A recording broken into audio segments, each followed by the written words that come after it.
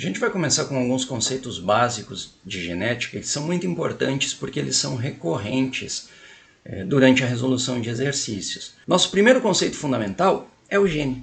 Já que estamos falando de genética, precisamos do termo elementar, do termo fundamental, do termo base, do primeirão do rolê todo. Tá? Então, o gene é um segmento de DNA que determina a produção de um ou mais RNAs mensageiros.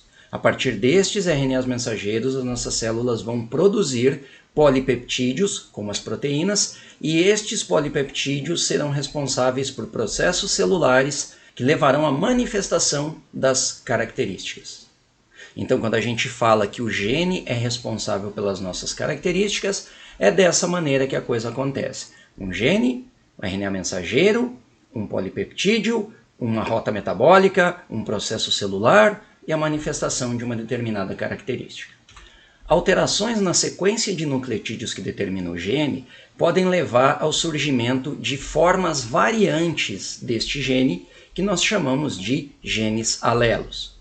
Um gene que determina a produção de uma determinada substância e uma forma variante que leva à não produção desta substância são exemplos de genes alelos. Então, sempre que você olhar para uma característica e ela possuir mais de um gene possível, estas formas variantes, estes genes diferentes são chamados de genes alelos. Estes genes alelos se localizam em cromossomos chamados de cromossomos homólogos, outro conceito importante.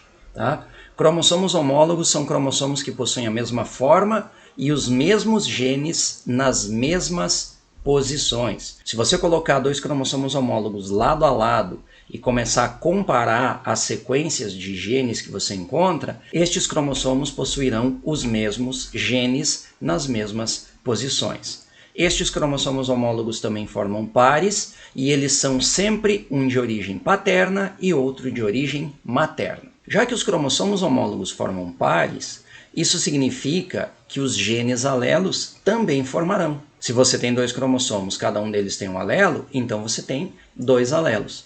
Se estes alelos são iguais, o indivíduo é chamado de homozigoto. Por exemplo, um indivíduo que tenha dois alelos azinho. Agora, se o indivíduo possui dois alelos diferentes, então ele é chamado de heterozigoto. Um exemplo, um indivíduo que possui um alelo azão e outro alelo azinho.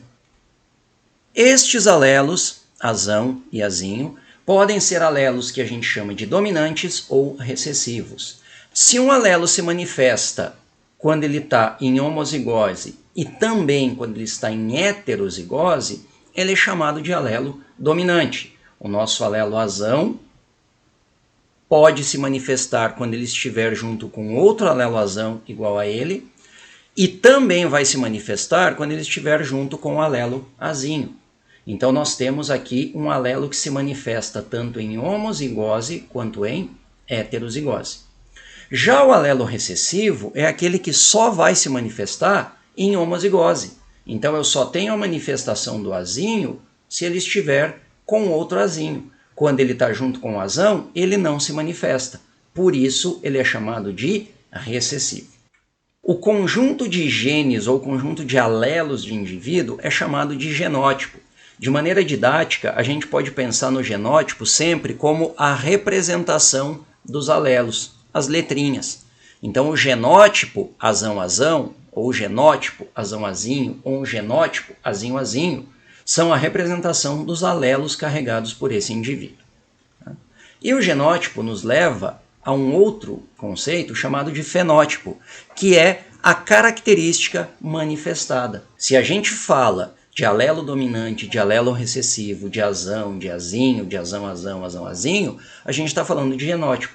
Agora, se a gente fala de um indivíduo albino, de um indivíduo de olhos claros, de um indivíduo de pele escura, a gente está falando da característica que está sendo expressa, que está sendo manifestada. Então, nós estamos falando do fenótipo. O fenótipo é resultante do genótipo, que é a carga genética do indivíduo, seus alelos, e também da interação com o ambiente. Então você tem a interação entre as duas coisas, os genes do genótipo e o ambiente para a manifestação da característica, para a manifestação do fenótipo.